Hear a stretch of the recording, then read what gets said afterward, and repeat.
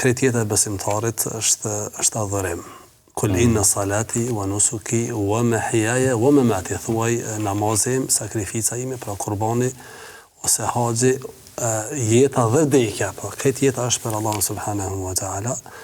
Pastaj s'kam krijuar tjetër për të njerëzit e gjendë vetëm që të më adhurojnë, pra besimtari mund ta shndrojë jetën e tij në tënësinë në adhurim, sikurse thoshte njëri prej sahabeve, ashtu siç e llogariti faljen ibadet, ashtu e llogariti edhe pushimin, gjumin ibadet, sepse besimtari edhe kur pushon me niyet që të forcohet, me niyet që të bëhet më i dobishëm ose të bëhet më aktive kështu me radhë.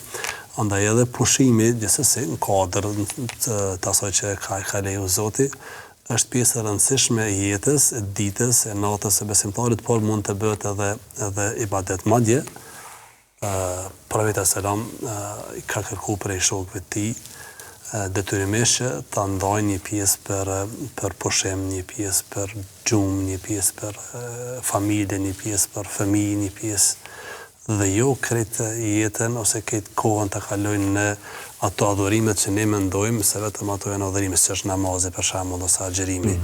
Por ka këshilluar her pas here shokët e tij që duhet më fal, duhet më agjeru, duhet mirë, po duhet edhe me pushu, duhet edhe me familje me qëndru, duhet edhe fëmijët me i gëzu, duhet edhe në familje. Këtë atë kohë relakse. Gjithsesi. Dhe tashmë në kohën e sotit, thuajse ka ndryshu mënyra e jetës, mënyra e punës, e pushimeve, dhe janë të domosdoshme, janë dinamike, është një kohë që ndoshta presin me mall fëmijët për shkak të angazhimit edhe të prindërve, jo vetëm të fëmijëve në për shkolla, mirë për angazhimit të dy prindërve.